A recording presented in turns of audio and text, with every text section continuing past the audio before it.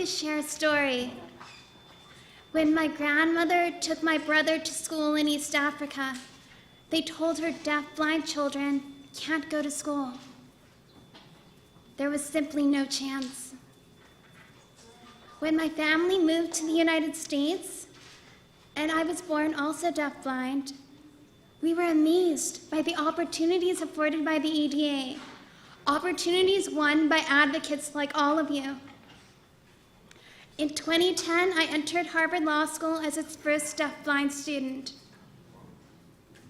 Harvard didn't know exactly how a deafblind student would succeed. And honestly, I didn't know how I would survive Harvard.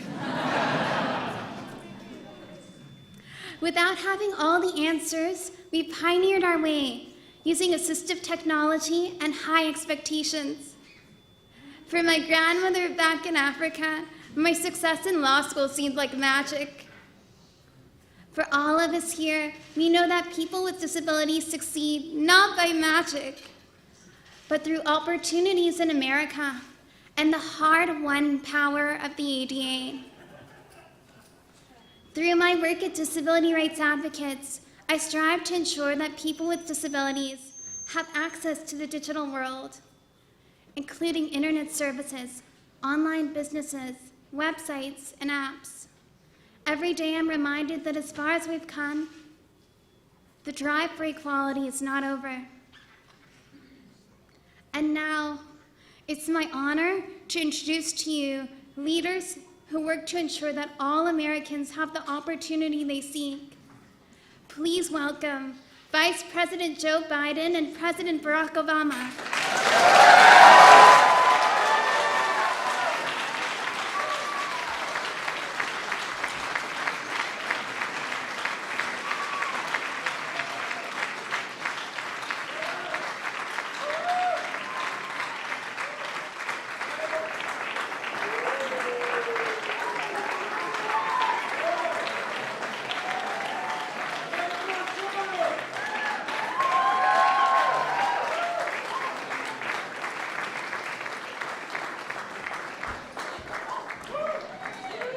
Hello, everybody.